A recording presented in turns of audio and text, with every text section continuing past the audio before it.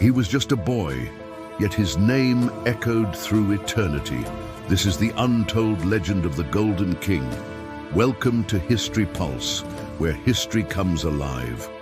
Before we begin, please hit subscribe to join our growing community of history enthusiasts. Also, stick around until the end of the video to hear more about one of history's greatest mysteries.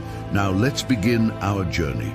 In the heart of ancient Egypt, where the river Nile flowed like molten gold and the desert sands whispered tales of forgotten pharaohs, there lived a boy named Tutankhamun. His name, meaning living image of Amun, was a prophecy waiting to be fulfilled. The year was 1332 BC, and Egypt stood as a colossus, its borders stretching from Nubia in the south to the Levant in the north. It was an empire teetering on the edge of change.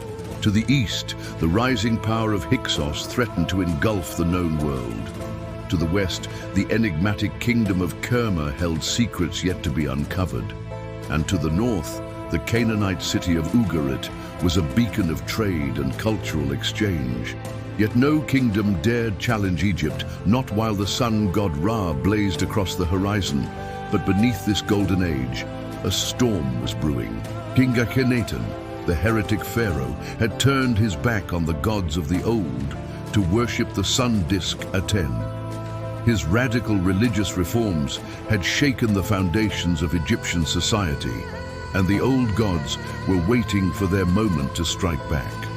When Tutankhamun's father, the heretic king Akhenaten, died, he left behind a kingdom divided and a legacy of change that many wanted to forget.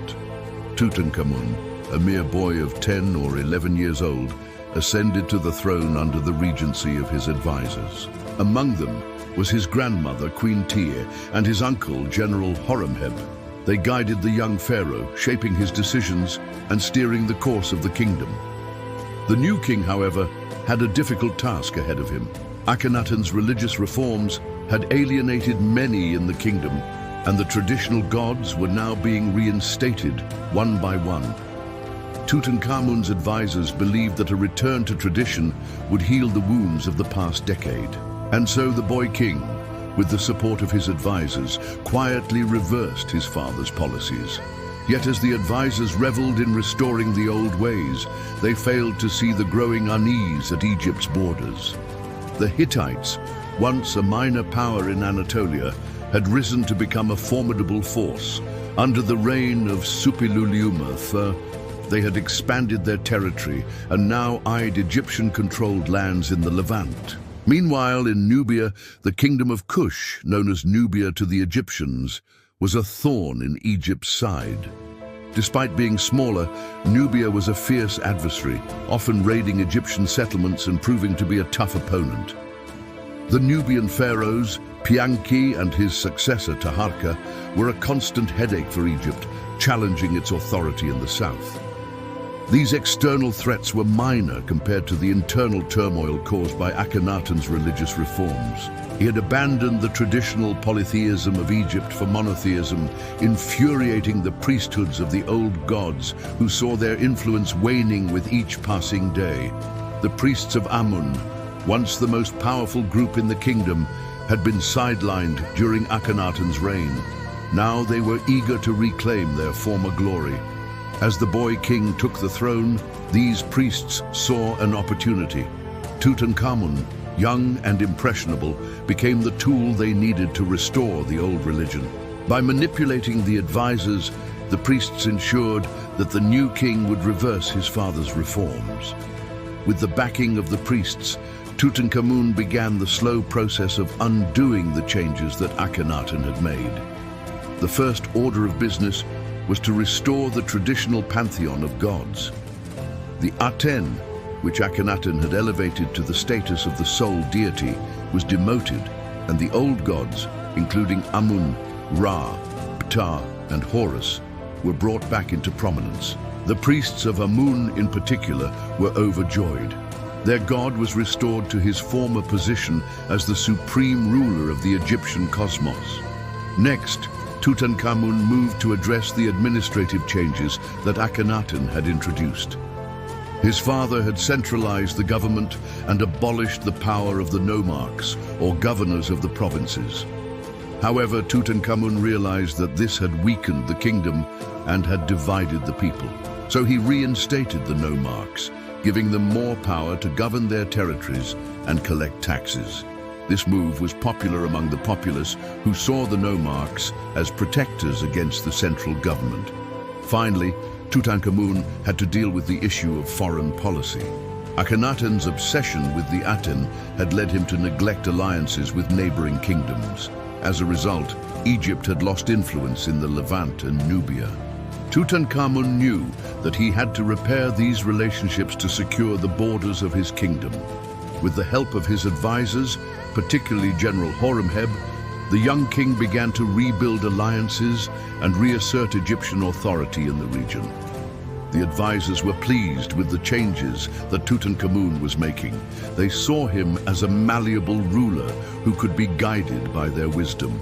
They believed that with their help, Egypt would return to the glory it had enjoyed before Akhenaten's reign. However, what the advisors did not realize was that Tutankhamun was not the puppet they thought he was. Beneath his quiet and unassuming exterior, the boy king had a sharp mind and a determination to make his own mark on history. Years passed, and Egypt began to heal. The religious strife subsided and the economy improved. The alliance with Hyksos remained strong, and Nubia was kept in check. Everything seemed to be going well. Yet fate had other plans for Tutankhamun. At the age of 18 or 19, the boy king fell ill and died, leaving the throne to his advisors and the kingdom to descend into chaos once again. Tutankhamun's death remains a mystery to this day. Some believe that he was murdered, perhaps by those who wanted to keep Egypt away from peace. Others think he died due to the curse associated with disturbing the mummy. What is known is that his tomb remained untouched for centuries, hidden from the world, until 1922, when it was discovered by Howard Carter, an English archaeologist. The discovery of Tutankhamun's tomb sent shockwaves around the world. It was the first time in history that a pharaoh's burial chamber had been found intact. The tomb was filled with treasures, including the famous golden mask that still captivates people today. As the world marveled at the discovery, some claimed that the curse associated with the tomb had claimed its latest victim. But the truth was far more mundane. The curse was nothing but a myth. Nevertheless, the discovery of Tutankhamun's tomb sparked a fascination with the boy king that continues to this day. People are still intrigued by his life, death, and the secrets that surround his legacy. Who was Tutankhamun really? Was he just a pawn in the game of power, or a visionary ruler who tried to bring peace to Egypt? These questions may never be answered, but the legend of the boy king will continue to live on. In life, he ruled briefly. In death, he ruled forever. What are your thoughts on the mystery of Tutankhamun? Share your theories below. Also, don't forget to subscribe to History Pulse for more fascinating tales. And remember, history isn't just dates and names. It's a living, breathing story that's always worth coming back to. Thanks for watching.